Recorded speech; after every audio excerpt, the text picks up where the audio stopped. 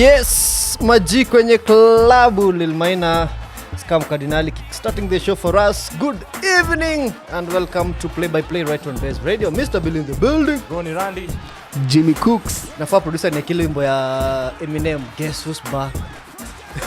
Back again. You can say that the bill is on you, eh? Yeah, the bill is on me. Billy not the goat. That's my other name. Waliniambia me I'm not the goat. So guys, mmekuaje? Alive. Uh-huh. Jimmy would say blessed.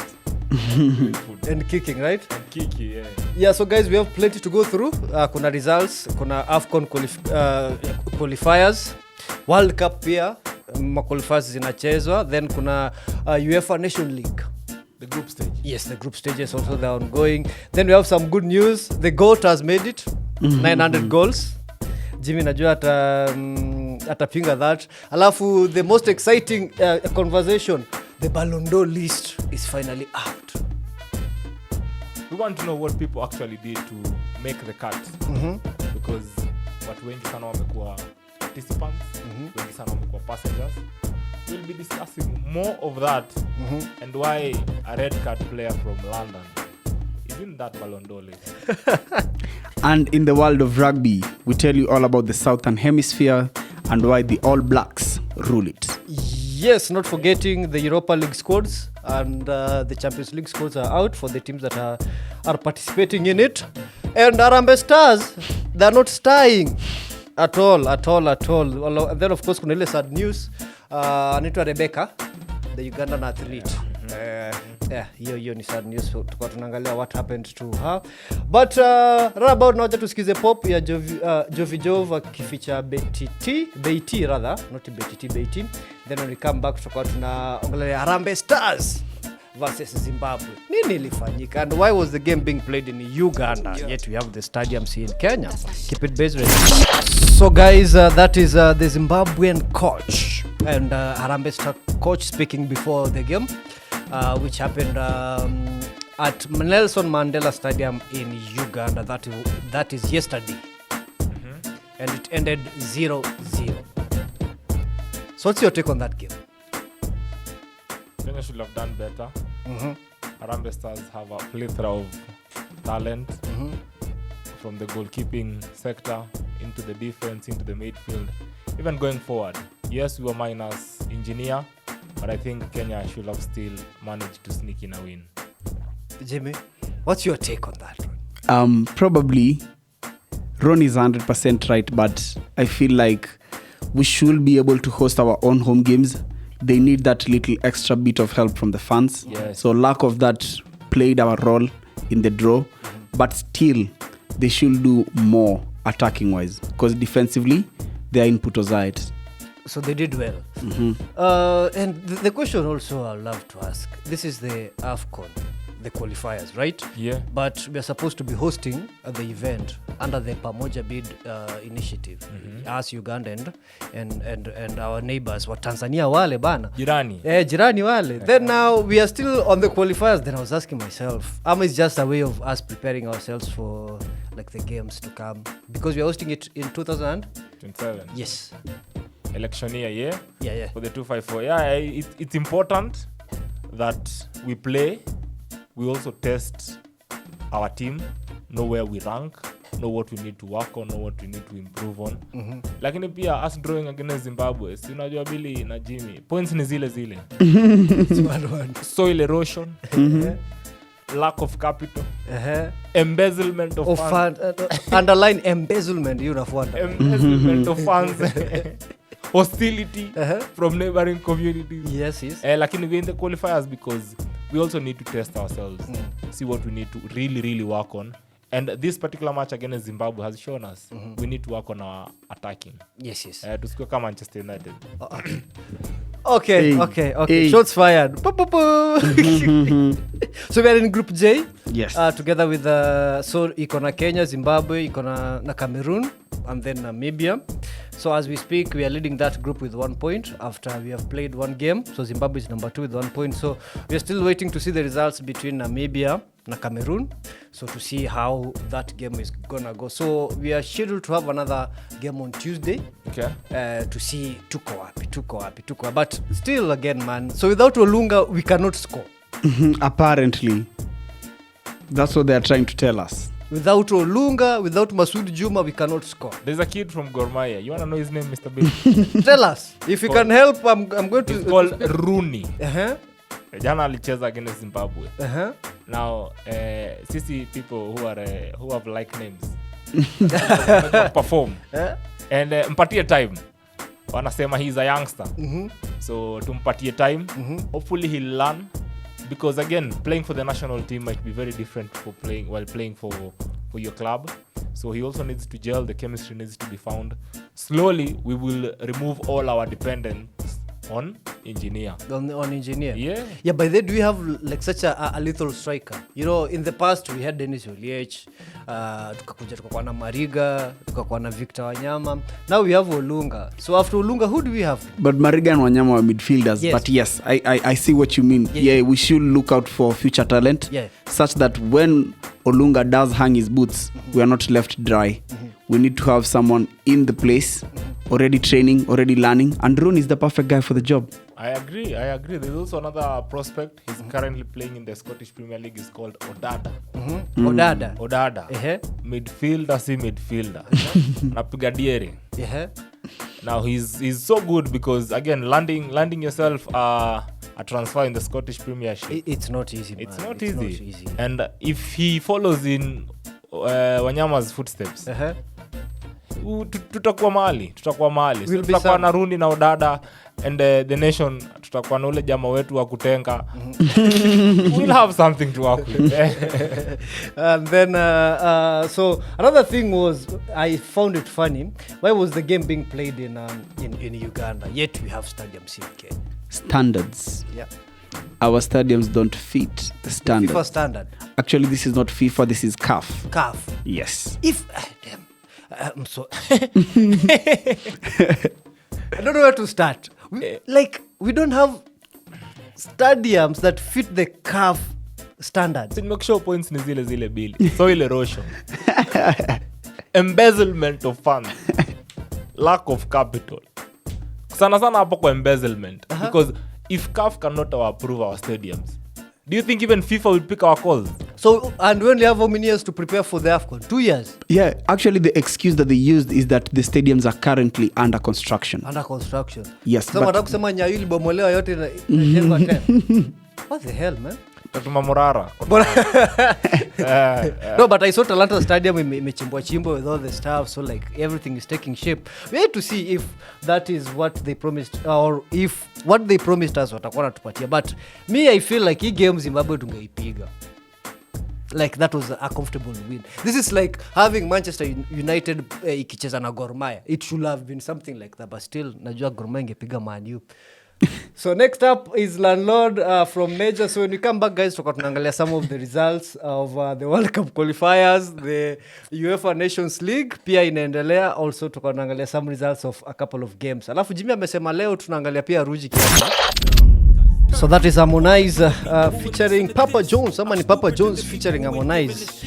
And guys, welcome back. This is Play by Play light here. Right here on baze.co.ke. They call me Mr. Billy. Ronnie Randy. Jimmy Cooks. Unajui kupotea kidogo, I think ulimi iliendika kwa mzito.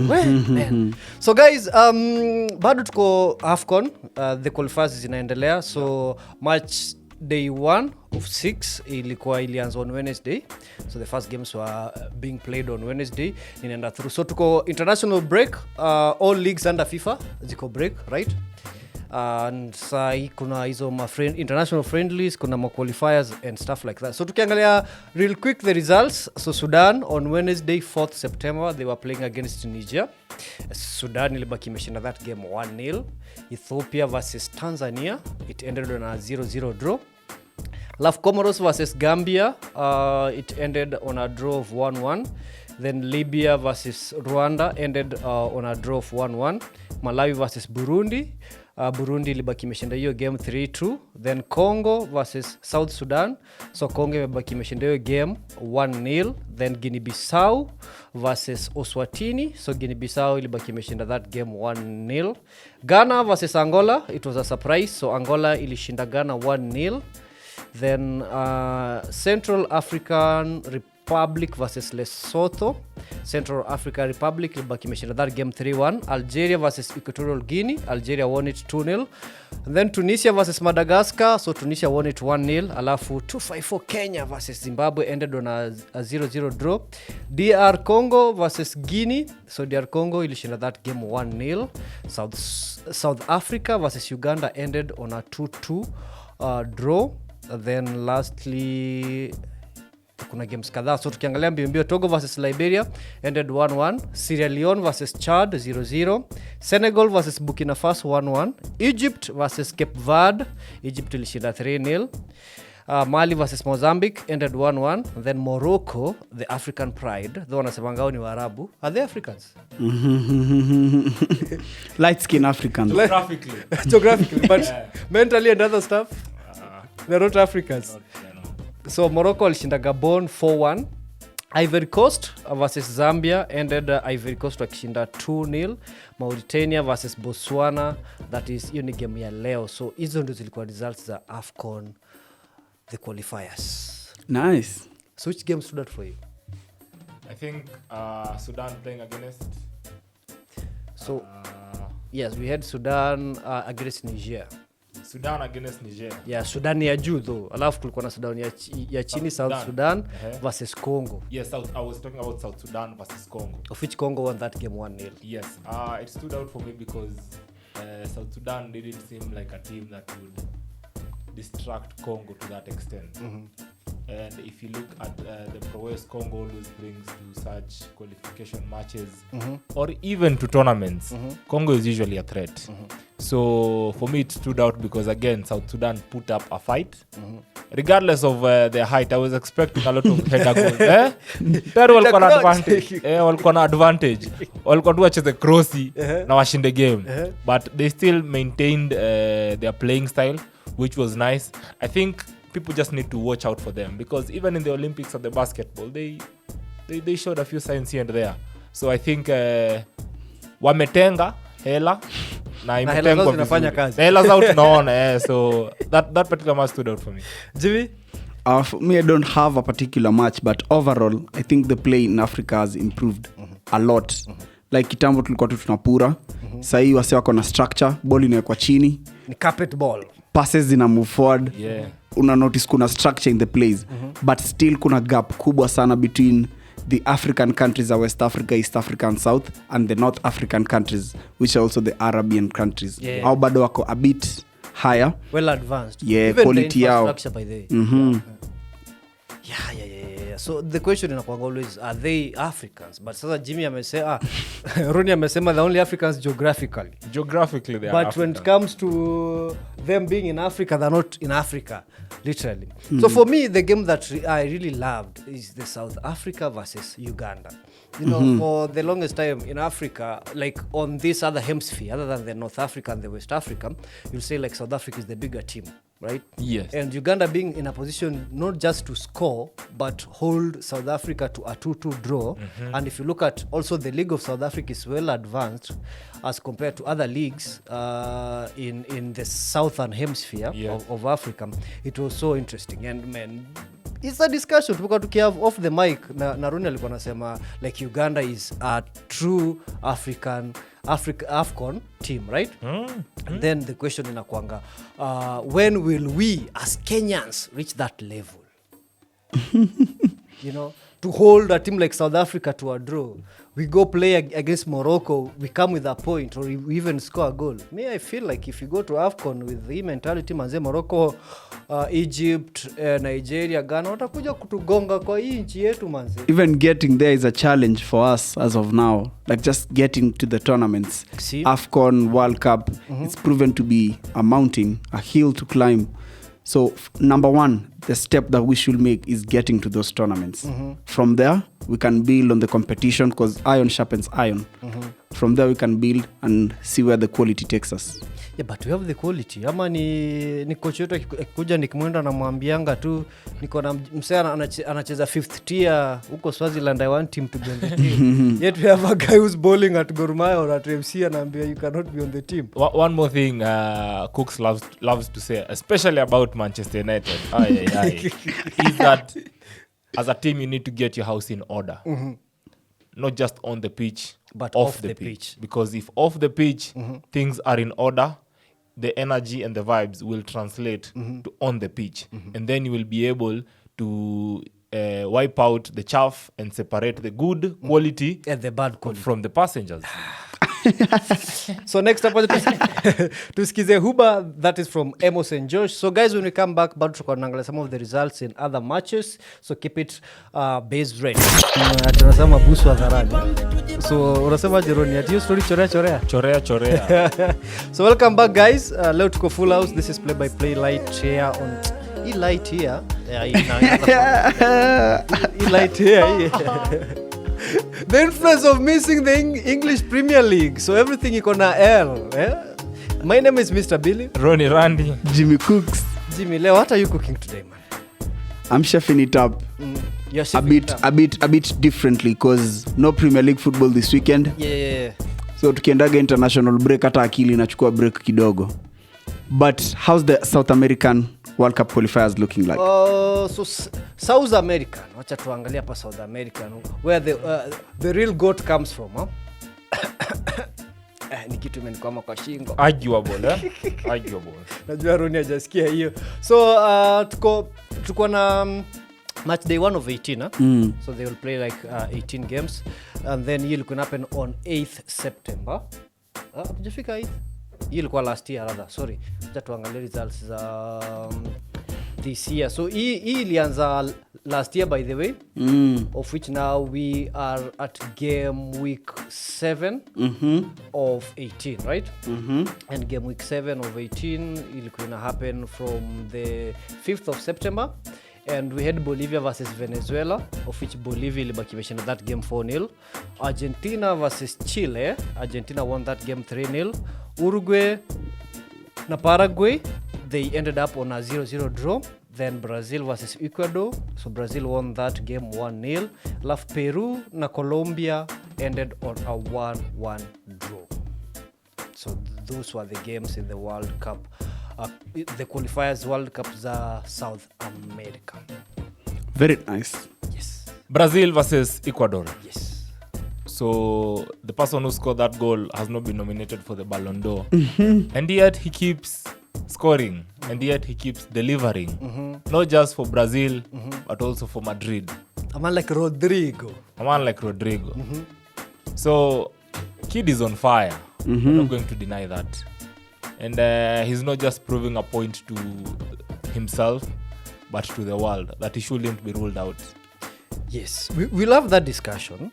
But just by the way, between Mchele, that is Declan Rice, on that Ballon d'Or list, and Rodrigo, Jimmy, you have to remove one between. Lazima uweke mmoja. Who will you? Declan is off, of course. All day, every thank day. You. Now you see what I was talking about, but that discussion we are going to have it. Yeah. So Jimmy, which game stood out for you when it comes to the South Americans? Colombia. I mean, after the disappointing end to the Copa America, they obviously lost in the finals.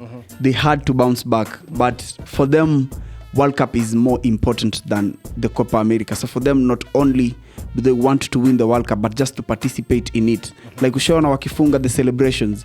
Like for them, a goal in the World Cup is worth a lot. Yeah. Like they celebrate like it's the last goal they'll ever score. Each tournament, they bring in the good vibes. So for me, Colombia, anytime they're playing a World Cup qualifying game, I know it's important to them. That's why they always bring in their best. I hope they get it to hit. I really do. Yeah. Uruguay, a man like Luis Suarez, retired from international football. And before that game, there was like, a Thanksgiving. Buddha, thank you so much for making sure that Ghana didn't proceed to the... That's the only thing I remember that guy for. And biting Chiellini. Yes. And Evra.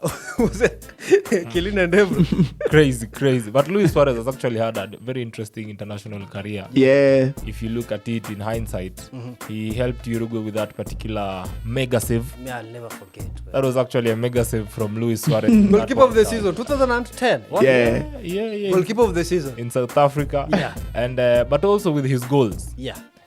He has managed to set a few records for the Uruguay national team, and he's managed to be a huge role model now for the upcoming stars. You see the likes of Darwin Nunez and Federico Valverde. They look up to him and they're like, yeah, you're actually someone that we can look up to your career and see what we are doing is worth it. Yes, and then now lastly, Argentina-Chile. Argentina won that game 3-0. A Messi-less Argentina, eh? Yes, is Argentina now the biggest team in South America? No. They're the number 1 ranked team in the world. So for South America, I will give them that. But it only means that they are good for now. They are the top team for now. So how do they maintain that? By making sure they play each game with a different squad, but the same intensity, same mentality. So for them, they have the blend of the old and the young. And the new. So if they can blend them together properly, they'll be alright. Now, real quick, looking at the standings. So Argentina are leading that standings after 7 games. They have 18 points. Uruguay number 2 after 7 games. They have 14 points. Then Colombia number 3 after 7 games. They have 13 points. Brazil number 4 after 7 games. Wako na 10 points. Venezuela number 5 with 9 points. Ecuador number 6 8 points. Alafu tuko na Paraguay wako number 7 with 6 points. Bolivia number 8 with 6 points. Number 9 Chile with 5 points. Alafu wa mwisho ni Peru na 3 points after 7 games. So their qualifiers is not group based, it's a league based. It's a league based. Very nice. Yes. That's fair. I think for Brazil to actually keep this competition going, they'll need to recall one man. I know he's playing in the Saudi league. They're not competitive, but Neymar always has the juice when it comes to the Brazil national team. Umsako na kitambi sahi. It's okay. Ronaldo de Lima played for Brazil when he had a tummy. Ikiwa na kitambi. Still delivered. Yes. Talent and class is K. Constant. It's constant. Constant, my guy. So guys, when we come back, tutakuwa tunamalizia with the UEFA Nations League, but we'll be looking at a small part of America which we don't focus on, the North American side. Yeah, they were playing. We'll see hizo results zilitokaje. So next up, tusikize what a feeling from Maya Molo. So keep it Baze ready. Speaker Mpreza kumbuka the sample of that song. Who can remember the sample of that song? DNA. No. Iendelea maisi And that is Bad Boys, for Mr. Frank White featuring Nigga Sean ikicheza through right here on Play by Play on baseradio.co.ke. Mr. Bill in the building. Ronnie Randy. Jimmy Cooks. Jimmy, sasa tuingie your favorite international break league inaitwa Nations League. Ambayo mi ufeel kuna wase ufinyiliwa huko because we have I think kuna teams inafasi tengenezwa ligi yao. For example, Liechtenstein inaitwanga Liechtenstein. Liechtenstein.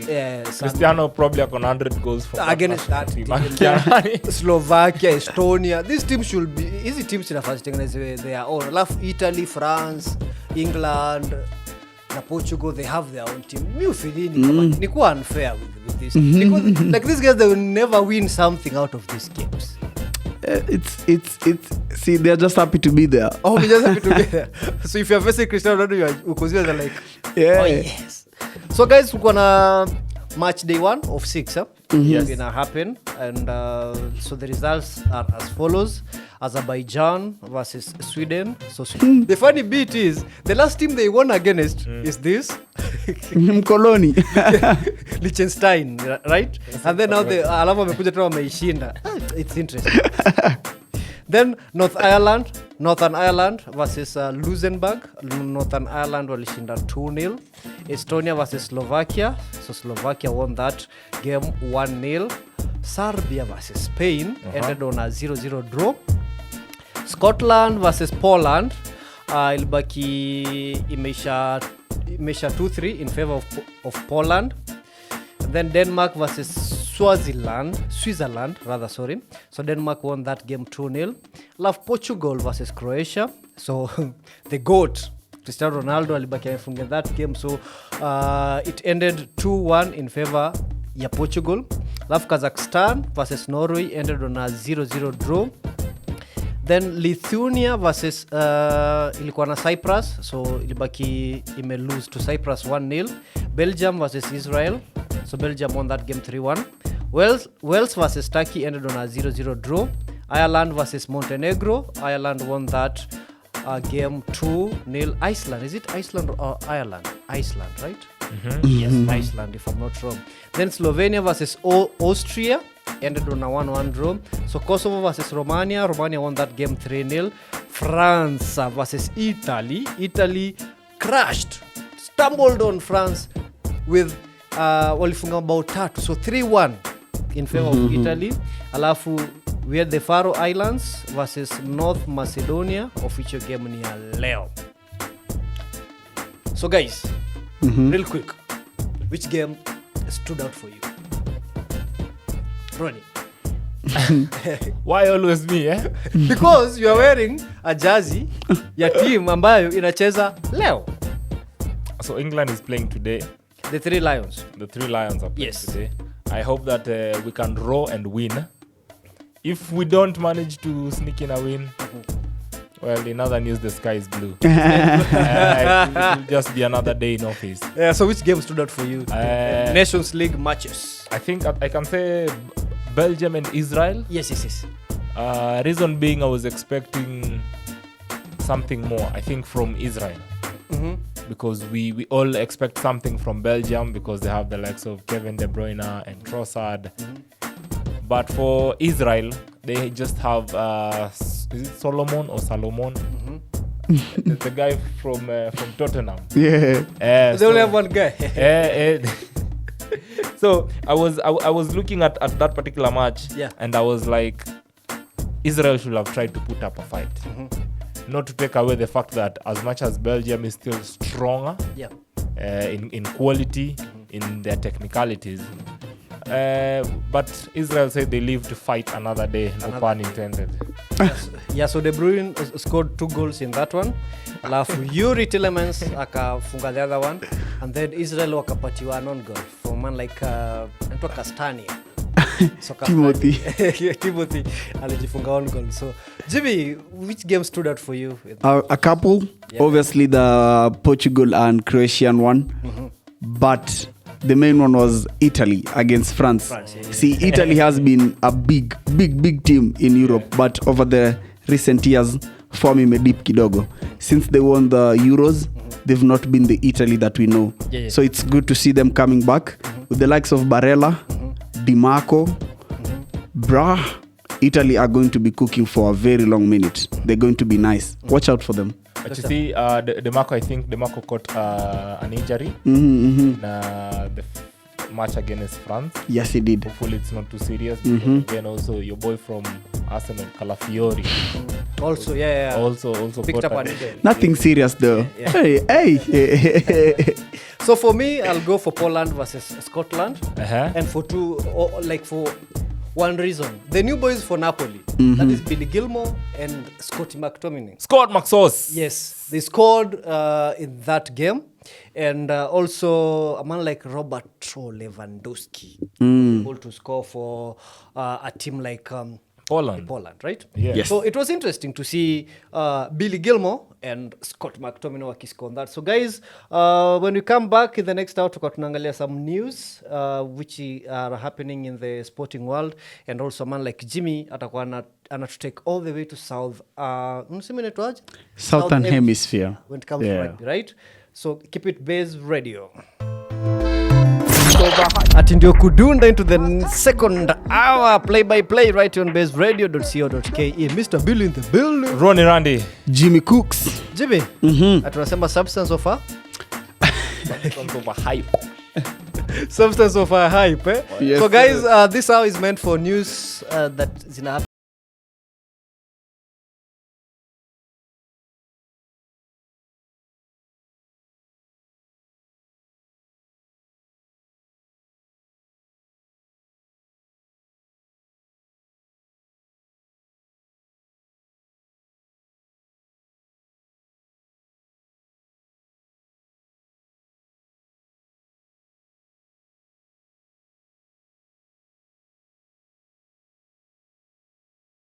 akasema tutaingia pale Southern Hemisphere tuone wase wanapigwa matackles namna gani, because like I can see also we have a couple of games zinaendelea on that end, kwa tunaangalia what has to follow, right? So before that tuko nasikiza Melanin Girls from Ethan Muziki and Watenda Willy, then Nyongwa pia The Council iko kwa playlist. Sijua kina utakuwa na Nyongwa guys. Ndio kina utakuwa na Nyongwa this one. For this coming weekend, Yeah. I hope Chelsea fumble and I hope they don't fumble the Ballon d'Or for that particular matter. Yeah, Yes. of course. Yeah. Alafu sijui ka Gor Mahia watanyongwa in the local league. I don't know. Pia local league imeshika kasi. That in the next hour tutakuwa tunaangalia a few of the fixtures of different leagues and tutakuwa tunaanza na the local leagues. So right about now, wacha tusikize Melanin Girls, Ethan Muziki featuring Watenda Willy. I love my Melanin Girls. Ethan Muziki right there with Watenda Willy. The name of the song is Melanin Girls. Playing through right on baze.co.ke. Play by play is the name of the show. Mr. Bill in the building. Ronnie Randy. Jimmy Cooks. So guys, Cristiano Ronaldo made history as the first footballer to reach 900 goals. 450 goals for Real Madrid. 145 for the great Manchester United.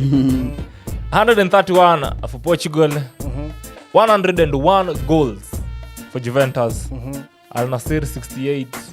And the kid from Sporting Lisbon, back in his hometown, has 5 goals. Each and every team they stand out. For Real Madrid we can pick a couple. For me, I wouldn't choose the bicycle kick. Against Juventus? Against Juventus, I'll probably pick a long-range shot against Atletico Madrid. Almost half the pitch. For Manchester United, That free kick. I can pick a free kick. I can That pick free a goal kick. against Chelsea. Arsenal, Was it against Chelsea, against... Yes. As in for Manchester United, even against Villarreal, when recently, Yeah. as in for Manchester United, there's a lot of love. For Juventus, it has to be the Atletico Madrid comeback. Come on, that was a highlight in his Juventus episode. Man, Diego Simeone must have been feeling his balls were being crushed. For Al Nassr, I don't care. For Al Nassr, I don't care. Who watches that league though? Who watches that league? Jimmy, do you watch that league? A bit. Other than Al You're Nassr. copy. A bit. Like the final games. Al Hilal against Al Nassr. I will watch that Al what? one. Yeah. Al Hilal. Yeah. Al Hilal is the best team in that league. Yeah, with Mitrovic, the guy with the Mitchell celebration. Yeah. But when it comes to Portugal, now that is where the juice is. Yeah. Because for Portugal, he's scored a couple of goals that were quite interesting. Managed to take Portugal to the Euro final 2016. Yeah. And they won it. Up until Dimitri Payet was sent on a mission. Dimitri Payet. Dimitri Payet was on a mission. But for Cristiano Ronaldo, 900 goals, good times and great hits. And all these goals have come over how many seasons? Who can guess? 21? Add 2. Ooh. Over. Real? That's a good career. Yeah, that's a good career, man. So like in 2002 to 2003, he scored only 5 goals. 2003, 2004, 8 goals. So you can go. But the highest season where he scored a lot of goals, that was in 2011, 2012, where he went on to score 69 goals. Yeah. The Ballon d'Or winning season. Yes. But still, he will never surpass. Wacha nisianze rumors. Unajua ulisema Melanin Girls are your type of girls. Wacha tu nisianze. I wanted to ask you, do you have any choice? Hey. You're light skin, my guy.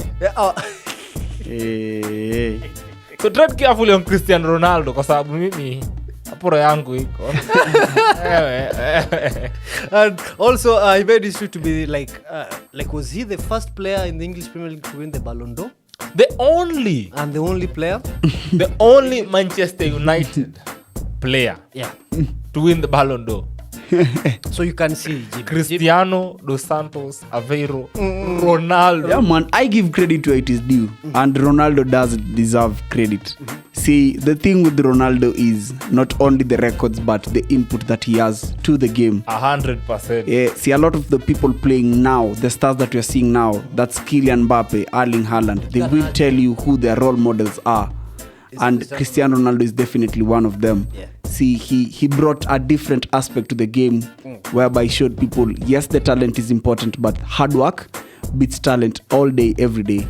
Yeah, there was that comparison, and a lot of people are saying that, yes, Messi, he has the talent, right? But when it comes to work ethic, so Cristiano Ronaldo is over this guy. Like, this guy will come for training very early in the morning. He will live like the last one. Yeah. He's always there. And it's rare for you to hear Cristiano Ronaldo. But he does have talent. What I was trying to tell you is talent will get you far enough. But without the hard work will maintain you there. See, you will get to the top, but if you don't put in the work, you'll fall off. If you do put in the work, the only path is up. That's why Cristiano Ronaldo was able to maintain that level for so long. He's still maintaining it. He's still playing for his national team at that age. Yeah. That is the thing. Discipline, hard work, persistence. And he said that he still have like 3 seasons to go. He does. So will he reach 1,000 goals? He should be able to him scoring 100 more goals is Over a what? span of 3 seasons. Over a span of 3 seasons. It's Easy possible, peasy, right? lemon squeezy. And he said again, he doesn't chase records. They haunt him. They hound him. So this guy wakes up, he opens a YouTube channel, boom. He becomes like one of the most, a guy with most subscribers. Then kidogo, 900 goals. Anavunja paka Pele. But do you feel we have a guy who has scored more goals than this guy?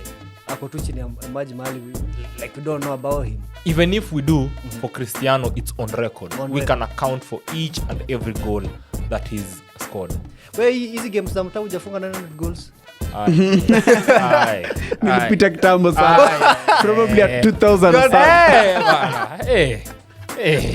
So Cristiano should watch out, eh? Yeah. Na ujue kwanza I'm still young. I'm not even at my peak. You're not even at your peak. I'm not yet at my peak. And I'm you have still 2,000 young. goals. And I already have over 2,000 goals. Wewe wacha bana. So wenye wivu tunaambiwa aje nyongwa from the council playing through right on baze.co.ke. So keep it play by play. Tunasema kudade. Kudade. Inamaanisha nini by the way? Hata mimi sijui. No clue. No clue. Whatever it means, probably PG-18. Yeah, it means whatever it means. So that is Kudade, the fancy fingers refix Johnny on that one. Father Mondo, Cool Lil Minor and Harry Craze. Whichever through right on baze.co.ke. And this is Play by Play. My name is Mr. Bill. Ronnie Randy. Jimmy Cooks. Now, for our rugby fans, you know, we gotta take care of you as well. See, they probably know, but for someone who doesn't, the rugby world is divided into two. We have the Southern Hemisphere and the Northern Hemisphere. Educate us, brother.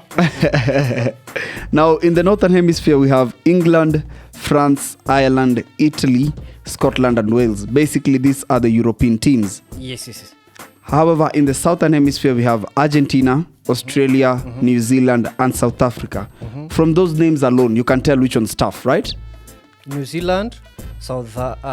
New Zealand, South Africa, Yeah. Argentina, and Australia. Yeah, like it's so tough that those These are 4 teams hitters, man. were also the semi-finalists in the Rugby World Cup. Yeah. That's how tough their hemisphere is. It's probably World War III. Yeah, Vietnam stands for real. it really is. So they play 6 rounds, Okay. and eventually they put up a table. So after 3 games played, South Africa is top of that table with 14 points. New Zealand come in second with 6, Argentina 5, and last but not least, Australia with 4. Now, round 3 was played last weekend. Yeah. And finally, the Springboks beat New Zealand by a score of 31-27.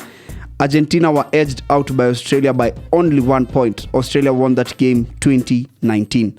Now, it's important that South Africa won that game because it means heading on to round 4, which will be the second leg of those same games that were played in round 3. South Africa will still take on New Zealand today at 6 actually. Yes. Then Argentina will play Australia later on at 10 p.m.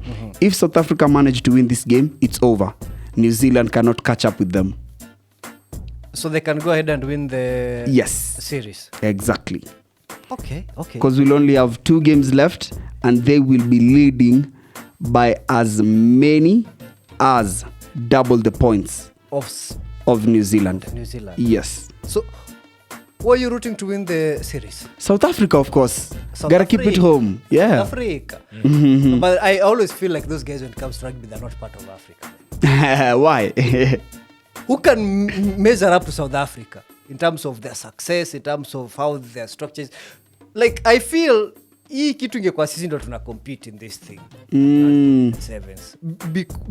Because there was a year like sisi ndo ilikuwa kusema. True. When it came to Rugby, true. Lakini watu wakatenga pesa, zingine zikatenguliwa, so like we are not even imagine we are being relegated from the national series, man. They also didn't maintain the league. Like the league level, the quality waliacha tu anyone who wants to participate get into the league. Yeah. They should have tried to quality control the league a little bit. Yes, and speaking of the league, the national circuit is still ongoing. And side to called Driftwood. So Driftwood Sevens happens in Mombasa. Okay. And it happens today and tomorrow. So like the first games zishaisha, we'll look at the results, but the pools zilikuwa zinakaa hivi. So pool A ilikuwa na KCB Rugby with Must, that's Masinde Muliro University, ikakuwa na Black Blood na ikakuwa na Mombasa RFC. Then pool B ilikuwa na Menengai Oilers, Daystar Falcons, then tulikuwa na Nondescripts, then tukakuwa na TMU Marines. Then pool C ilikuwa na Kenya Harlequins, ikakuwa na Kabras Sugar, Nakuru RFC, then ikakuwa na Mwamba. Then the last pool ilikuwa D, ilikuwa na Catholic Monks, ikakuwa na Strathmore Leos, ikakuwa na Stallion Rugby na Zetech University. So it's happening about now at Mombasa Sports Club. So kaa uko hizo areas za Coastal, you can make your way there. So match day 1, Mean Machine versus Makueni RFC. So Makueni RFC ilishinda hiyo game na points 10 versus Mean Machine walikuwa na 7. MKU Thika versus Likoni. So MKU ilishinda that game 14-0. So KCA versus MKU Nairobi, MKU won that game points 24-0. Then tukakuwa na Kabrak versus Netwa Jackals. So the Cabras team ilibaki imeshinda hiyo game na 29 points to 0. So tukakuwa na Kenya Prisons versus Molo RFC. So on that one, Molo RFC ilishinda that game na points 12 to 5, right? Then tukakuwa na also Northern Suburbs versus the Cliffy Titans. So Northern Suburbs walishinda that game 27-7. JKUAT versus USIUA. USIUA walishinda 17-7. AP Warriors versus KCNP. AP Warriors walishinda 22-0. NYA Spades versus Dedan Kimathi. I think these ones are the university games, huh? Niza kukaten race. So NYS Spades walishinda 43-0.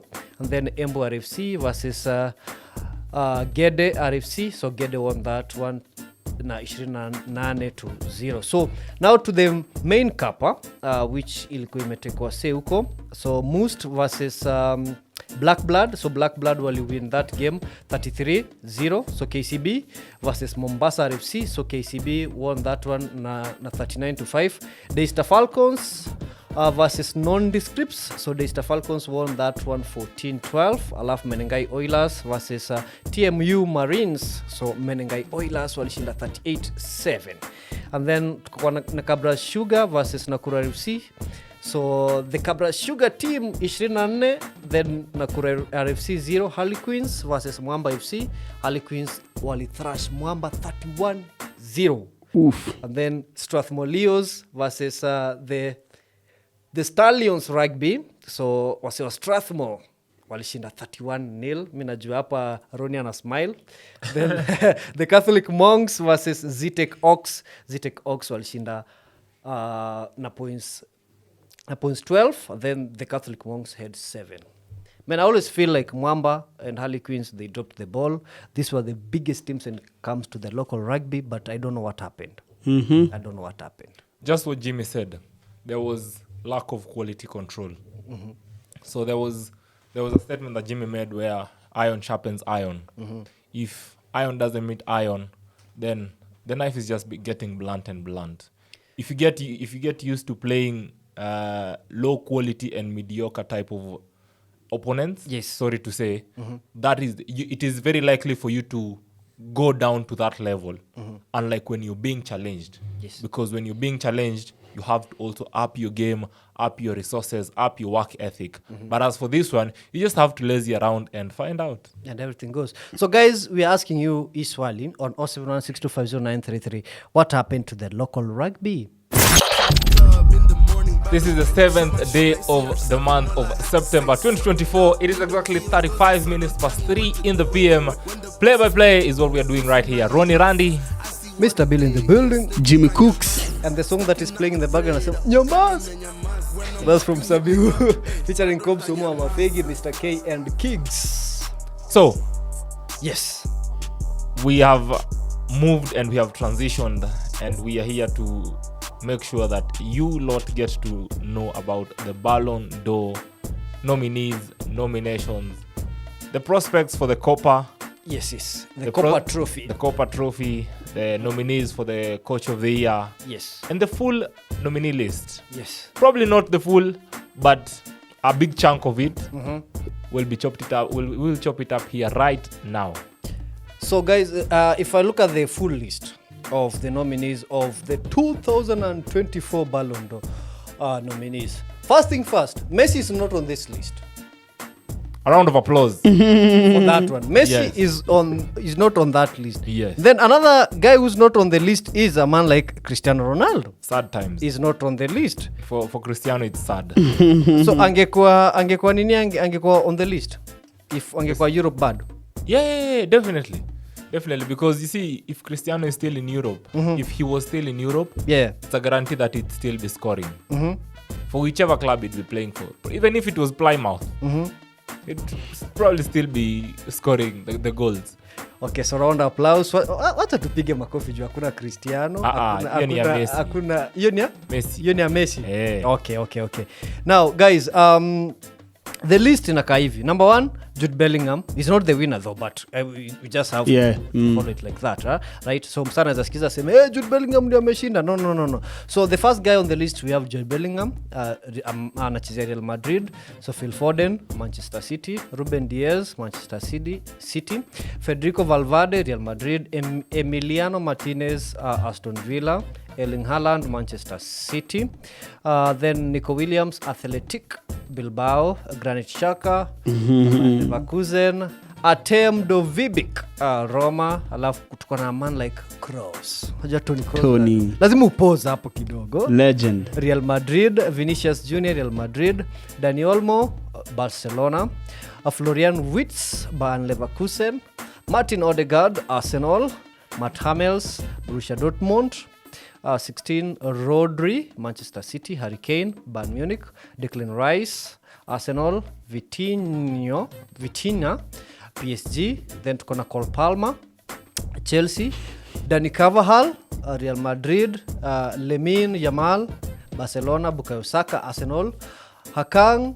anaitwanga na yule Chananoglu. Ochanoglu. Yes. Inter Milan, William Saliba, Arsenal, Lautaro Martinez, Inter Milan, Ademola Lookman, Atlanta, Antonio Rudiger, Real Madrid, alafu Mbappe, Real Madrid, then we have Alejandro Grimaldo, Bayern Leverkusen. Moving over to the Coach of the Year nominations, we have Xabi Alonso from Bayer Leverkusen, Pep Guardiola from Manchester City, Luis de la Fuente, Luis de la Fuente, Spanish national team, Don Carlo Ancelotti, Yes. Real Madrid, and we have Gianpiero Gasperini at Atalanta, and Lionel Scaloni, not Messi. I'm so glad. You're so glad. So glad. The Argentinian national team. Those are our Coach of the Year nominees for the Ballon d'Or 2024. All right, and for the Copa Trophy, which is the Ballon d'Or for the Best Young Player Award, previously won by Kylian Mbappe, Jude Bellingham, and Pedri. Who will win it this year? Let's see the nominations. The nominees are Alejandro Garnacho. Ay. Say it well. All right, Arda Güler, Karim Konate. This is the only African in the list, by the way. He's from the Ivory Coast. Yeah, and he plays Kobe Mino. Joao Neves. Savinho. Mathis Tell. And who I think is the winner, Lamine Yamal. And last but certainly not the least, Warren Zaire Emery from Paris So Saint-Germain. I've just had two people who are going to be a threat to Alejandro Garnacho or Kobe Mino.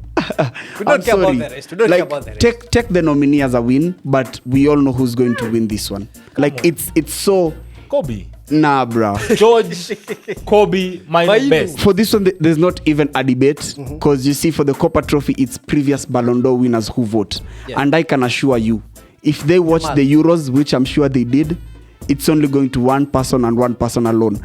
Leave alone the Euros. Have you seen the start to the season that Barcelona has had? And have you seen the start that Lamine Yamal has had? That gives him precedence over your guys. If that is what we are going by, then it's going to be a challenge because Manchester United hasn't had the best of the kickoff to the season. Yeah. Lakini George, Kobe Mino best. Alejandro Garnacho. Garnacho. So if we are to choose the winners, yes. So let's say the Ballon d'Or have approached you. They're like, Jimmy, I want you to choose the winners from the Ballon d'Or and also from the Copa Trophy and the Coach of the Year. Starting with the Copa, Lamine Yamal, Coach Pep Guardiola, and last but not least for the Ballon d'Or, the creme de la creme, Jude Bellingham. Ronnie? For the Ballon d'Or, yeah, it would definitely have to go to Jude Bellingham. I think he's had a proper season, and he's been so efficient in making sure that he's gelled into the Madrid team. For the Copa Trophy, in my ideal world, Kobe, all day, every day, twice on Sundays. Lakini, as Jimmy said, Lamine Yamal definitely has precedence over the rest of the other nominees. When it comes to Coach of the Year, this might sound a bit controversial, but I'm giving it to Xabi Alonso. True. So for me, I'll start with the Coach of the Year. I'll go with Alonso. He did incredibly well. Won the league invincible. He won also the FA Yauko. Also, he went ahead to reach the final of the Europa League, and I felt also he would have won that one. Just to add on it. So if I go to the Ballon d'Or, like the main trophy, I feel like Erling Haaland. He has done well. He has proven himself like to be amongst the great, and his numbers don't lie. But if you look at also the people he's against, like Vinicius Junior, good. I feel like Akuja number 2, Erling Haaland number 1, then Vinicius Junior. The thing that stands out for the Real Madrid players, that's Jude Bellingham and Vinicius Junior, is that they won the Champions League. And not only that, see, Vinicius won the player of the tournament for the Champions League. Yes. Bellingham won the young player of the tournament for the Champions League, as well as player of the season for La Liga. Coupling all this up with a final appearance in the Euro tournament. So I think that just gives him a bit of an edge over Haaland and Vinicius. Yeah, I always feel like Haaland is a limited case when it comes to the international stage success, because the team he plays for ni Norway. Angekuwa mimi Haaland ningeswitch man. Ningekuwa pale England, I'm English bwana, I want to play for England at least. Actually, I think he can, because I think he was born in England. Yeah. But decided to still play go for Norwegian. He's a Viking at heart, all day, every day. So next up, ni feeling by Masauti. Najua watu kuna feelings, but nevertheless, we're going to find out. So when we come back, guys, we're going to look at what the hell is happening at Real Madrid. Umoja Sounds featuring Motoria Zimeni Show. Mr. Bill in the building. This is Play by Play. Ronnie Randy. Jimmy Cooks. Yes. Umesema right here. Finally imerudi. Right here. Yeah, yes. The R is back. The R is back. Sisema light. So, wadau kuna, like there's a crisis happening at Real Madrid. And the rate at which wachezaji Real Madrid wanaumia, it's alarming. And Manchester United were in such a predicament last season, whereby injuries ilikuwa zina pile. And the word on the street was, the way they are training, ilikuwa inawa stretch sana.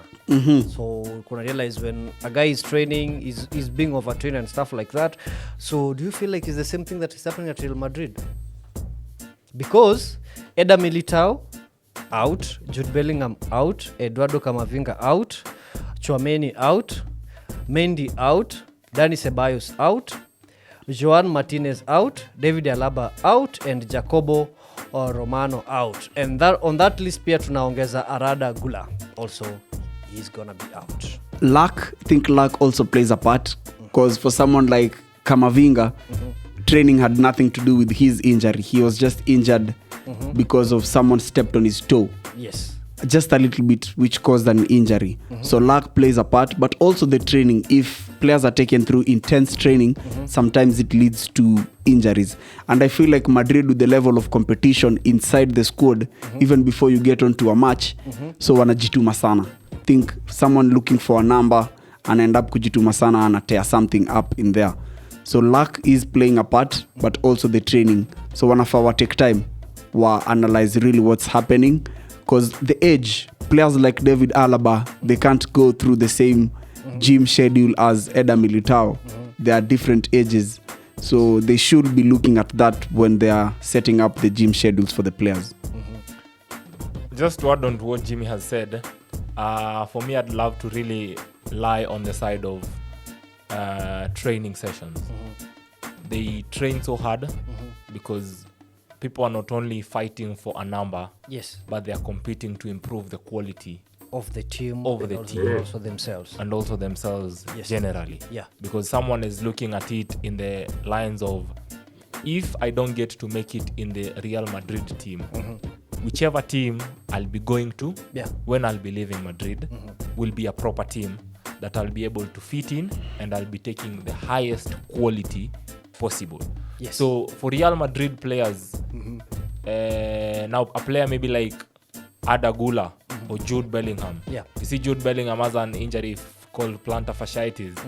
Hiyo si ati amekanyagwa, si You're ati natural. si ati ametwist. Hiyo ni kama calf injury ama hamstring. Yep. You're going too hard, you're straining, you're pushing a muscle to limits it has never reached, and unfortunately you tear it up. So yeah, that's what's happening at Madrid. Okay. And looking at the squads, in the week we had a release of squads that will be featured in the Europa League, Europa Conference League, and the Champions League.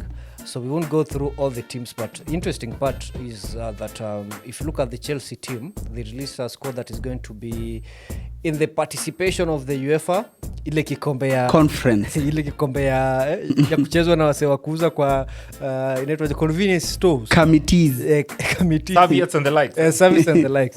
But from the squad, a man like Palmer is nowhere to be seen. What I meant, like, Sai for Chelsea, I don't think there's any game on India without Cole Palmer and they expect to win. Like, if we are truly being honest, he is their main man. Everything he touches turns to gold, at least for them. Like, they are winning 6, he's assisted 4. It's crazy if you look at it, that if they miss one player, everything they have going forward is nothing. Like, they can't create any chance without him having touched the ball.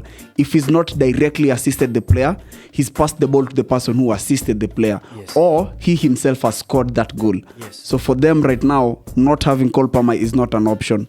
They'll definitely amend that. But they have Sancho. I feel like he will be the replacement of Palmer when it comes to the Conference League. This is what I think. I have a theory that Chelsea have not included Cole Palmer into the Conference League squad yet, because the competition hasn't gotten to the intense level.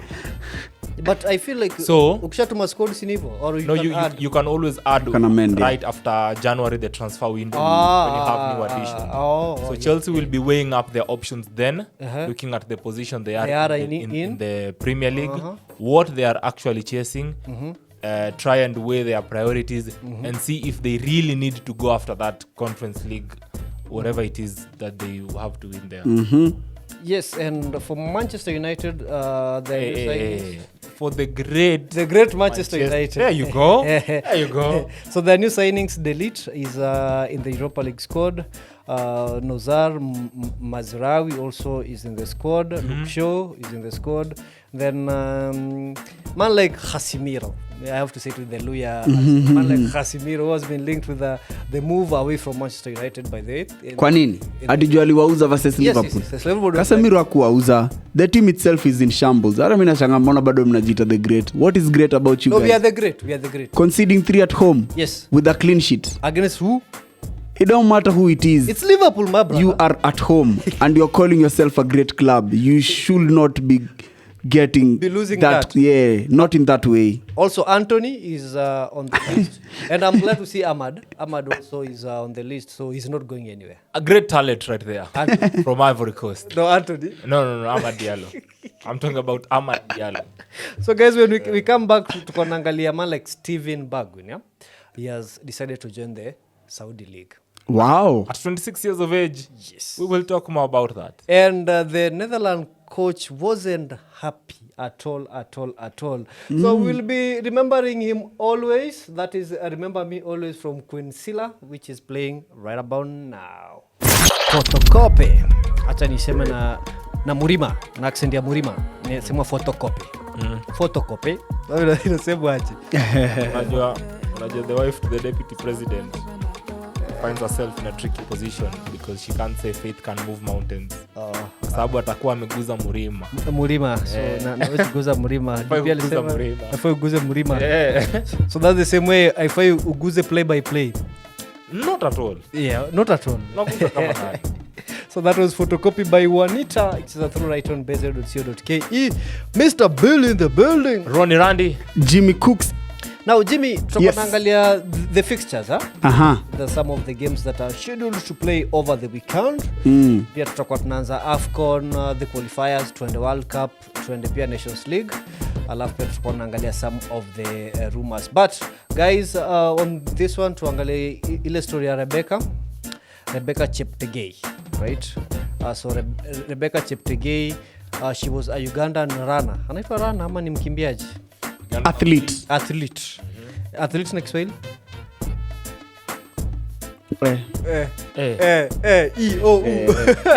Kiswahili tuliacha na wala binwala. So wale mdoe.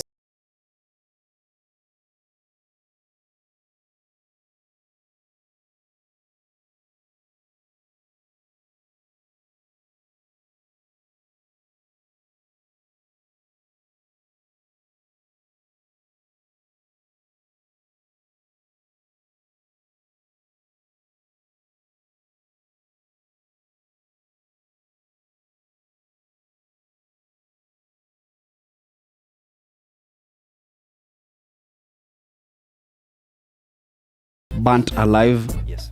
And it's even worse that it's from someone you trust, someone you decide to share your life with.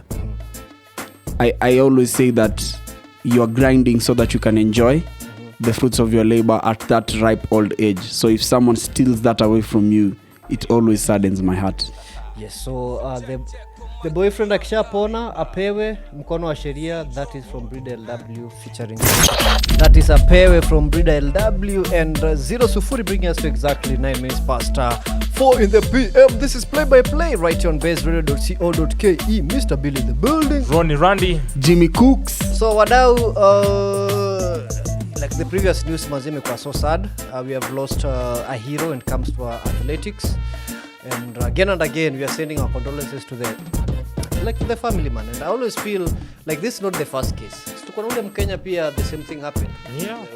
With the boyfriend. And I always feel like easy cases inakujanga in terms of wanajania mali, right? And you ask yourself, as a husband of an athlete, as a wife of an athlete, are you entitled to what they have?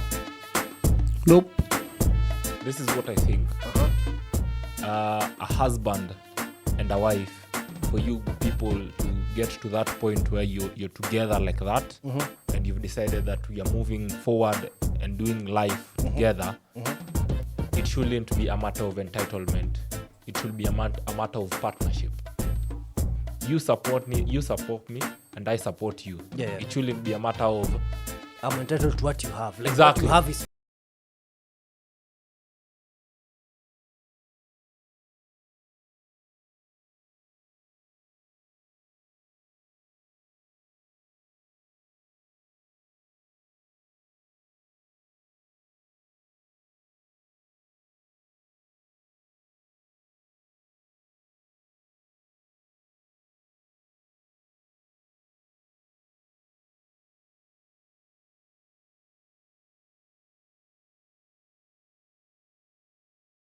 What's your feel on that? Also know yourself. Like we all have triggers, so just know yourself. If someone does something to offend you, you know what you need to do. Like some people count to 10, some people breathe, some people do the Mississippi thing. Yeah. Like don't let your anger get to that level. See, for you to get to that level where you're burning someone, that's a whole lot of anger. Like, I don't know what will get me there. There's probably nothing that will get me there. But if there's someone that can get you there, because we can't do all these things that happened before we get to there. Yeah. But whatever it was, whatever got him there should be something to prevent him from getting there. See, the action has already happened now, right?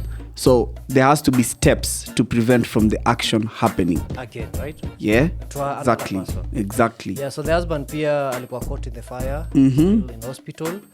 So they're waiting for him to recover and hopefully anasonga sheria ichukue mkondo wake, right? Yeah, Yeah. 100%. We'll be following up on that story, guys. And remember, we asked you earlier in the show what should be done when it comes to the local rugby. So what should be done to improve the local rugby? We'll be reading a few of your comments in a couple of minutes. But guys, AFCON bado kuna games zinaendelea when it comes to the qualifiers.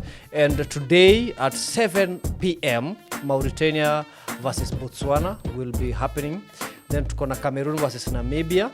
Then Nigeria versus Benin. Yes. And then tomorrow tuko na Gambia versus Tunisia. It's the only game that is scheduled for tomorrow. Very nice. I hope Gambia wins. It's been a minute since I've seen them in the AFCON. Tunisia, I know what they're out about. Yes. Gambia, I'm not so sure. Yes. Nigeria, Benin, Ronnie? We are all expecting Nigeria to come out the winners. Ndio? So any of us tipping Benin to come out as the winner, With an upset. kidogo, it's a long shot. It's a long shot. It's a long shot. Cameroon, Namibia? Hey, Mbumo is there. Yes. Hey, if Mbumo is there, Cameroon are winning that easy. It's booming. But actually, Yeah. I think Cameroon Namibia is one of those fixtures where Namibia is the underdog. Yes. So everyone don't know what to expect from Cameroon.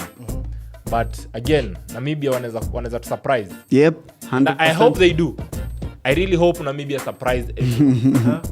Because if they manage to surprise Cameroon, even for a hot moment, now they will get into people's radar.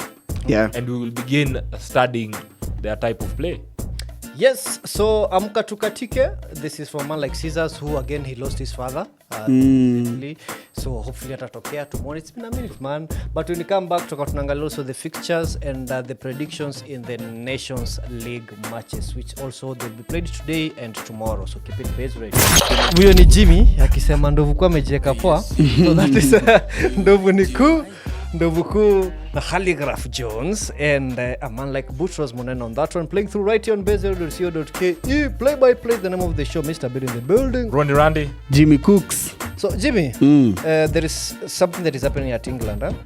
We have a couple of players who are called up for the national team. Yes. But wakasema, you know what, we ain't coming.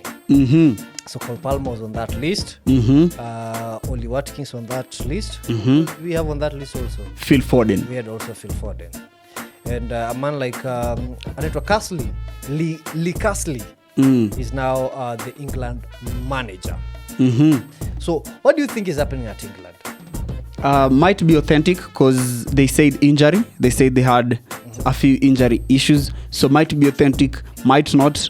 Whichever way it goes, I feel like England have massive talent to pull from for players. So if a player doesn't want to play for the team, well and good for them. They can still pick other players to play. Because Eberechi Eze has been waiting for his chance. Finally got it. So another man's meat, another man's poison. Yeah, and for Cole Palmer, Ronnie yourself gonna say is because in the Euros alikula bench sana. So he felt like I ain't gonna be called and go and sit on the bench again. Bado ameshika ma feeling. Yeah, bado wana feelings. It's understandable for Cole Palmer. But then again, if Cole Palmer had a strain in his body, Chelsea Football Club had to retain him back in Cobham to make sure that they are monitoring him, they are studying his injury. Isikuwe kitu kubwa and they are chasing the Conference League. Yes, so Nimegonga. I was taking low to low. So in the Nations League matches ambazo zitakuwa zina happen over the weekend, so the fixtures looks like but now we have an early kickoff. The Faroes Islands versus North Macedonia. It's ongoing. Site for Dakar 22. And the Faroes Highlands, they're leading that game 1-0. But Samoja, the big match, I feel like is the game of the weekend, right? Ireland versus England. That's going to happen. Game of the week. Now the camera can zoom in, eh? The camera can zoom in. You can see I'm here representing the 3 lions. Mkoloni. Hapa nyuma, and it is in all vibes. All vibes courtesy of Marcus MBE Rashford. Now again, Amefunga bao ngapi by the way? Sorry. We've just stepped into Don't interrupt. Please, we've just started. And a lot of players still haven't opened their scoring accounts. But Yes. there is always room for improvement. Again, MB is still young. Only at 27 years. No. He's yet to hit 27. He's at 26. Yeah, only at 26. So he's a 26-year-old young lad. Talented. Talented young lad from Manchester, doing his role perfectly on and off the pitch. But hold up. At 21, Rashford alikuwa na potential ya kukuwa Ballon d'Or winner. At least according to Man United. He still has the potential. What do you At mean? 27. Exactly, Mr. Bean. Cristiano Ronaldo won the Ballon d'Or in his 30s. There you go. Messi won his Ballon d'Or in his 30s. No. In fact, Ronaldo and Messi, that's a huge stretch. Karim Benzema and Luka Modric. They won the Ballon d'Or. At what age were they winning their Ballon d'Or? Not same kind of players. No. Hapa mna If you're talking about age, Yes. If the matter at hand, the guy still has like 5 seasons to win the Ballon acheni d'Or. niwaambie who the real star boy is. Yes. Ndo No. mwache kuchoka. No. Huyo wenu We don't- damaged goods. No. He's done and dusted. He's gone. You can't say a member of the British Empire He's damaged. dusted He is. or damaged goods. He is for real. Let me tell you what is happening. Right now, ako kitu inaitwa a goal sabbatical. Sawa basi. Si I input basi. Si at least I work hard. He is. Si I track back. Just because No, you're seeing he's it, not been doing just it. because you're not seeing it, doesn't It does mean it's you're not not happening. seeing it. It's in it. Yes, it's also happening, my guy. I wish Diogo Dallo could talk to you fans. Awaambie, it's not my fault Salah alikuwa anapita all those times. No, It is just because this man was not tracking back. No. Diogo Dallo had one job to do. And Make sure Salah doesn't pass. he couldn't. What do you he mean needs he couldn't? he needs a bit of help. Unajua uni Salah. It's like you people are forgetting. We are Okay. Salah is a machine. Okay. Salah ata come down that wing Okay. 50 times. We were talking about the Fixtures. England, versus Ireland. So thing is, again, I'm still supporting my boys. England to win it. Eberechi Eze. Yes. I Use saw that one. Anthony Gordon Yes. has been called up. Angel Gomez, another current product. Nani, imagine Manchester United products see, here and there. If you look, Okay. Kobe Mino is in the mix. Juu hakuna Palma, wacha tuache Saka atashine basi. Wacha tuwache Tumpatie. Saka. Wacha tumpatie. Hakuna Lakini kitu ona, mnapea, he's Mr. earned Billy, it. Mr. Billy, and even if we let him, Kobe Mino is too much of a star Yes, in for that that team. English team. And if And Harry Maguire. and Top defender. Eh? Ballon d'Or nominee should have been in that He list. should be in that list. Luckily for you, I don't have the strength to support the colonizer. So for me, Bukayo aendelee kuumia. Bukayo angerudi tu Nigeria. Akiendelea kuchezea mkoloni, he's not winning anything. He is. What? Atashinda. Mimi najua Atashinda tu poa. Atashinda tu po na ashinde njaa pia. That's again another game that we should be looking out for is Germany versus Hungary. Itakuwa today at saa 3:45. Then also we have Netherlands versus Bosnia. Cruz is not in the German team. Yes. But one thing I'm sure is that they are hungry for goals. Oh. Okay. Then we have Greece versus Finland. Yeah. Georgia versus the Czech Republic, and then Moldova versus Malta. Armenia versus Latvia. Those are just other games. Then Ukraine versus Albania. Those games will be happening today. And tomorrow tukuna Luxembourg versus Belarus. Then Bulgaria versus Northern Ireland. Denmark versus Serbia. Then Slovakia versus Azerbaijan. Then tutakuwa na another game. Also Portugal versus Scotland. Then Switzerland versus Spain. Then Sweden versus Estonia. Then Croatia versus Poland. Then Cyprus versus Kosovo, which will be happening on Monday. So next up, Badiwa Nairobi, Sabiu featuring Diana Courts. Of which Badiwa England ni nani? Kobe Mainu. There you go. How do you tell us about Wagwan, welcome back. This is Baze Radio, www.bazeradio.co.ke. This is Play by Play. My good name is Jimmy Cooks. Ronnie Randy. Mr. Bill in the building. Now, Mr. Cooks. Have you ever been to a marathon? Anataka kupunguza ego. Not yet, but I am looking forward to participating in one. Tell us about it. So the annual Nairobi Marathon is here. Yes. We have the 10 kilometers, the 21 kilometers, and the 42 kilometers. Now, if you're not from that side, I would say if you're not doesn't start with Kip, tafadhali usiende 42. Jabar 7. Usichoke. I thought ni K. Hata kama ongeenda.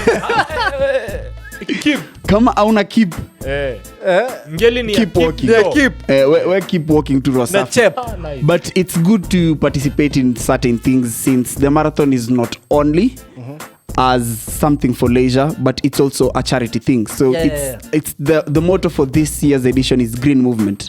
So it's all about taking care of the environment. Tunajua vile inda kuna kaa sahi and it's not looking good. So yeah, if you can't help, start with yourself. I will be participating myself and I think I can finish it.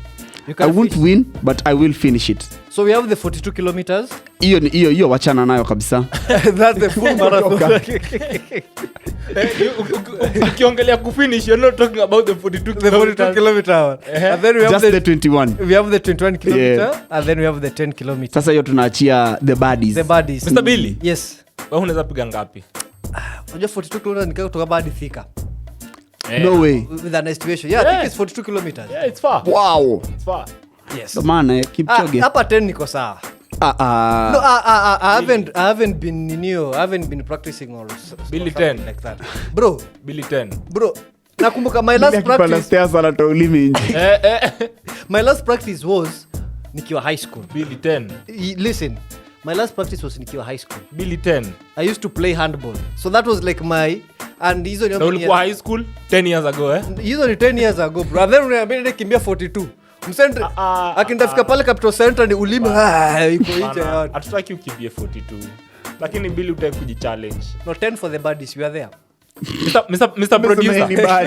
Mr. Producer, why you nodding in acceptance at 10 for the baddies? You're there. 10 for the baddies and okay, it's going to be controversial, but walisema if you are looking for, the ladies, if the AMO, you wanasema hizi vitu they have like the ladies and stuff like that. Yeah. Usiende kwa 42 kilometers, wewe si Kipchoge. You go for the 10 ones, alafu unakimbililia hapa nyuma. Yes. Don't show them that you are the man. Yes. Yeah. So that once in a while, they can always ask you, Akijenzi you tusaidie. And you're there holding two focus please. Vintage bodies. Focus please. You're holding two vintage bodies. Listen to running at 2 km/h. So guys, I want us to put a bet between you two. Who's gonna finish on top of another? I know Jimmy will. So Jimmy will. I know Jimmy will. I'm the most fit person here. Unajua kwa nini? Yeah. Because I know I can do a marathon. Yeah. I know I can finish a marathon. But I can't keep up with Jimmy's pace. Acha nikwambie Mr. Billy. Tushaenda we go for training with this man. Also, you know him well. I know him. So we go for morning runs. And this guy, when we are going, he's still warming up.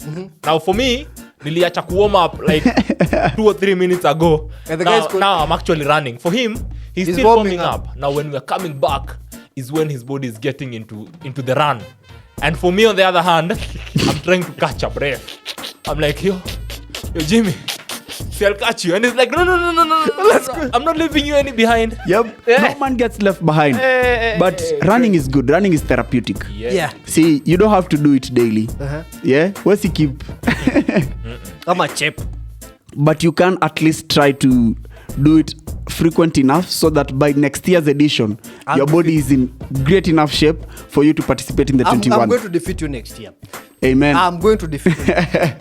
So guys, the Nairobi Marathon is happening tomorrow.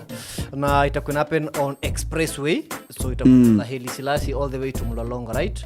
Now and back, right? So, but all the tickets are sold out. You are late. But the tickets zilikuwa zina go for, if you are signing up for 42 kilometers ilikuwa 1500, for 21 kilometers ilikuwa 1200, then for the buddies Gen Z, sisi Gen Z tuko hapo kwa 10 kilometers it was 1000 bob, right? So guys, haraka so Steven Baldwin yeye amesema yeye hataki kukimbia Europe, ameenda he's chasing the guap in Saudi. Yeah, he's chasing the money. I mean, angekuwa African ningeelewa. I don't understand why a European will chase the bag so much. It's probably the same case with Ivan Toney. Yes. Ivan Toney just went from earning 40k pounds a week to 400 quid a week. Add that zero. Hey. Becomes the second most paid English player now after Harry Kane. You see what I'm talking about. At the end of the day, it's you trying to put bread on the table for your family. So it doesn't matter.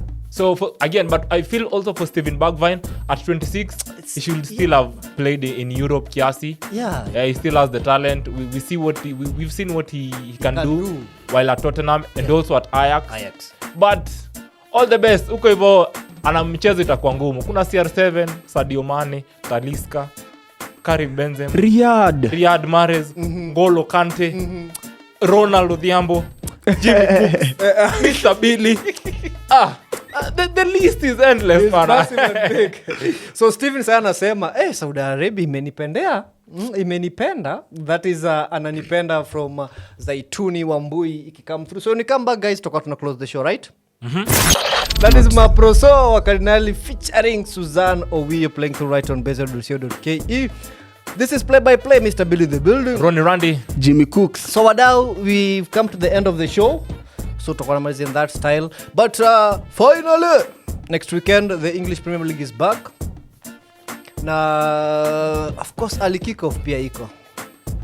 The great Manchester United will be facing the Saints at St. Mary's Stadium. We're expecting the lads from Carrington to come out victorious. Yes. And defeat the Sotons. Shida ni moja. Unatuka wewe. Imagine no. Watukaji. Imagine, wacheni tu niwaambie leo. I don't like maybe 5 years ago. Yes, that's the point. But maybe 5 years ago ningekuwa na hate watch United, but I don't know more. Like I really want you guys to win. Actually, I feel sad mkicheza poor football kwa sababu nilikuwa na expect mtatuleta ile level ya competition imezoea. You remember kati ya Man U na Arsenal days? Man, these days are long gone. Arsenal si tushajirudisha hapo juu. Nyinyi ndo mnatuachia Man City iendelee kututerrorize. Mimi sijui imetuteka how long. I wasn't counting. Obviously. All I know is say we are good and I would like Manchester United to also be good, ndo at least tuko tuna compete. Juu sai haibambi. Napiga banta na Man City fan mgani? Ndatu wapi fan wa Man City? Sisi tunaweza piga banta na wewe. Tunaweza kuuliza last season tulitoka na kombe. Nyinyi mlitoka na? Asking the real questions. Siwezi kumbuka last season. Kidogo mimi si student wa history.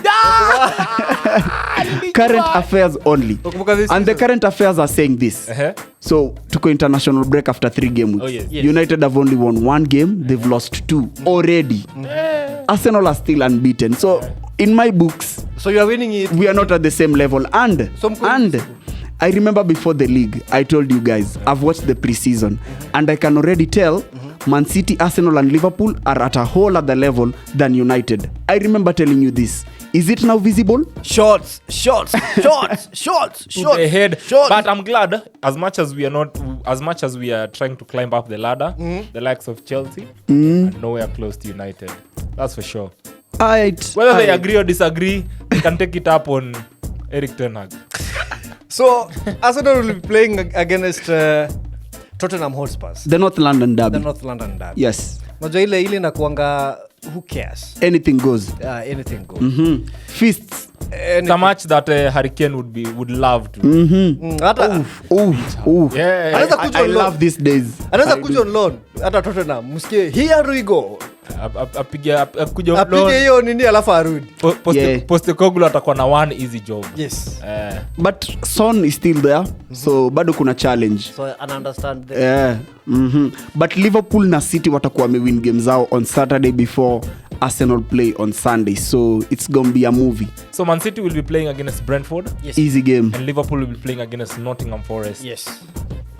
At Anfield. Yeah, so right now if unatengeneza fantasy, you wait for nini ishe, the international break ishe, so that hours when you aliumia, you see the team, you weigh the team. Yep. Who got an injury where so that you can make the team. So But if you're playing fantasy right now, it's a bit easier for us because we already know if you're going for defenders, Liverpool are the option. yes. If they've played 3 games, clean sheets all Clean through. sheets. So Alisson should be in your goal. Defensively, yes. Defensively, they are the best team. Attacking wise, we've already seen Erling Haaland 2 hat-tricks back to back. A score only. Kuna assists zina come from City. Yes. So attacking wise, if you can get a City midfielder, Haaland of course is there up front. City midfielders always the number 1 option is Kevin De Bruyne. But budget ikikupea challenge kidogo, you can turn down to someone like Bernardo Silva. Yes. So guys, who do you feel is going to be the star of game week 4? Hey, it's too early to tell, but so far so good. I've seen, at least I know Mbeumo from Brentford is a good pick. Chelsea, right? Cole Palmer as always. Liverpool, Mo Salah is always there, but Luis Diaz has He's proven on himself another an asset as well. United, Bruno Fernandes. There you go. I was waiting for this guy. I was like, hey, come on, sounds, eh? Okay. Bruno Fernandes is always the attacking machine for you guys. Music to my ears. Yeah, but I think Alejandro Garnacho is also on a very good... Keep going. We're just waiting for 1 or 2 names. Yeah, the part is also nice. Crystal Palace, yes. their talisman, Eberechi Eze. Yes. If you can get Eberechi Eze in your squad, you'll be good. The goal against Chelsea is just the first of many. Such a beauty, yeah? Yes. Such a beauty. Yeah. Newcastle, although they have some tough fixtures ahead, Isak and Gordon, prime assets. Yes. Yeah. Arsenal, Saka, Odegaard. Arsenal, it's always the same people. At the back, Raya, Saliba, Ben White, yes. Gabriel Magalhaes. In the middle of the park, Odegaard. Bukayo Saka, Odegaard, Declan Rice, lakini saa kuonyesha. The challenge with him is cards. If it's not a red card, it's yellow cards. Utapata negative points. You can go for someone like Thomas Partey. Someone who's an asset as well, Kai Havertz. There you go. So Wadau, your last words? Ronnie, as we're stepping outside the building. I want to let all haters of Manchester United know that hakuna mkate ngumu mbele ya chai moto. Kila siku Manchester United itakuwa chai moto. Kila mtu atakuwa mkate nyororo. Yes. For me, finally I feel like this is our season. I know you're going to say this is the same song.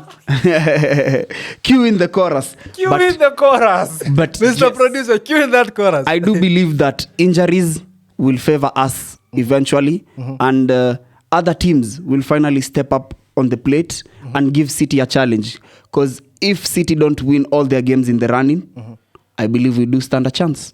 Moment of blitz. Nyashinski.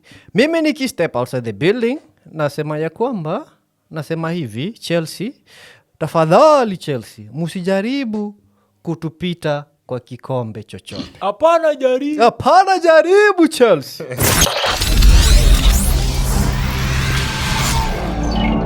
This is Baze Radio. We are 254 to the core.